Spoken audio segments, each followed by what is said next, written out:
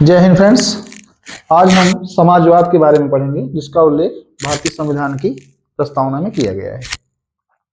तो फ्रेंड्स, आइए बिना देर किए हुए हम भारतीय संविधान की प्रस्तावना में उल्लेखित शब्द समाजवाद के बारे में विस्तार से पढ़ते हैं। समाजवाद शब्द का उल्लेख भारतीय संविधान की प्रस्तावना में 42वें संविधान संशोधन द्वारा इसको ऐलान किया गया था, इसमें 1976 में। ये सभी लोग जानते हैं। इसमें जो मुख्य समस्या आती है, हम समाजवाद के अर्थ को लेकर भ्रम में रहते हैं और इसकी संकीर्ण व्याख्या ही हम कर पाते हैं। तो आज इसको हम थोड़ा सा डिटेल में पढ़ेंगे। समाजवाद का सामान्य सा अर्थ होता है समता। अब समता का मतलब हम सामाजिक, आर्थिक, राजनीतिक और धार्मिक सांस्कृतिक क्षेत्र में समझ सकते हैं। तो अगर हम समाजवाद की जो व्याख्या है समता के संदर्भ में, इसको अगर हम सामाजिक क्षेत्र में देखें तो सामाजिक क्षेत्र में भी इसके कई डायमेंशंस निकल कर आते हैं। जैसे कि रंग के आधार पर भेदभाव का निषेध। रंग के आधार पर भेदभाव का निषेध का तात्पर्य होता है, इसका सिंपल सा एग्जांपल होता है कि हम अमूमन कुछ चीजों में रंग के आधार पर चीजों को सिलेक्ट करते हैं, जैसे कि शादी विवाह में। दूसरा है जात के आधार पर। जात के आधार पर जो है वो हम भेदभाव करते हैं, तो ये भी नहीं होना चाहिए समाज में। तीसरा, लिंग के आधार पर अमूमन देखा जाता है कि महिलाओं और पुरुषों में या मेल चाइल्ड और फीमेल चाइल्ड में लोग भेदभाव करते हैं, तो इसको भी नहीं होना चाहिए। चौथा है संप्रदायवाद को लेकर भी समाज में तनाव होता है, तो इसकी भी समाप्ति कर दी जाए तो हम सामाजिक क्षेत्र में समता की स्थापना कर सकते हैं। तो सामाजिक क्षेत्र में इसका संक्षेप में ये मतलब होता है। अब अगर हम आर्थिक क्षेत्र में देखें तो आर्थिक क्षेत्र में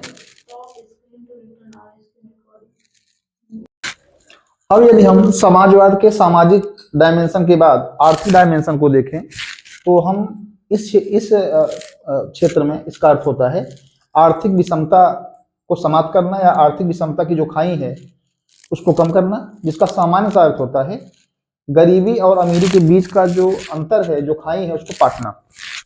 जैसा कि ऑक्सफैम की रिपोर्ट में यह बात स्पष्ट सामने आई है कि 1% भारत के लोगों के पास भारत की कुल संपत्ति का 40% विद्यमान है। अर्थात इससे आप अंदाजा लगा सकते हैं कि अगर 1% लोगों के पास देश की लगभग आधी संपत्ति है तो देश में आर्थिक विषमता की खाई कितनी चौड़ी है। ठीक इसी प्रकार इसका एक अर्थ और होता है कि हम धन के संकेंद्रण पर रोक लगाएं। इसका उल्लेख भारतीय संविधान में अनुच्छेद 39 में किया गया है। और इसका एग्जाम्पल आप दे सकते हैं कि जब कोविड का टाइम था हमारे यहाँ, तो कोविड के टाइम पर जो गरीब लोग थे वो और गरीब हुए और अमीरों की संपत्ति में 35% की वृद्धि देखी गई। तो इस चीज को भी हमें रोकना है, जो कि आर्थिक क्षेत्र में समाजवाद का अर्थ होता है।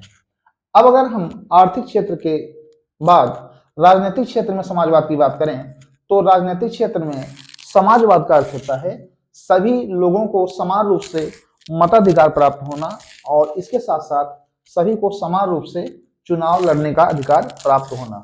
ये दोनों अधिकार अगर आप पीपल्स रिप्रेजेंटेटिव एक्ट 1951 को पढ़ेंगे तो आप पाएंगे कि भारत में जितने भी लोग वयस्क हैं उनको समान रूप से मत देने का अधिकार है और समान रूप से उनको चुनाव में भाग लेने का, यानी चुनाव लड़ने का भी अधिकार उनको प्राप्त है।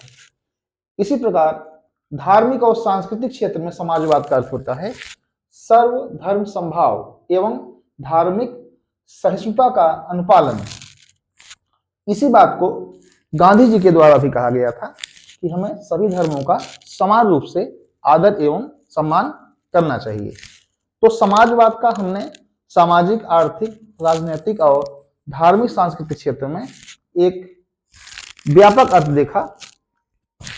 तो हमें लगता है कि हम सभी लोग इस बात को अब अच्छे से समझ गए होंगे कि समाजवाद का क्या अर्थ होता है। अब हम नेक्स्ट क्लास में आपको दूसरे टॉपिक के साथ मिलेंगे। जय हिंद।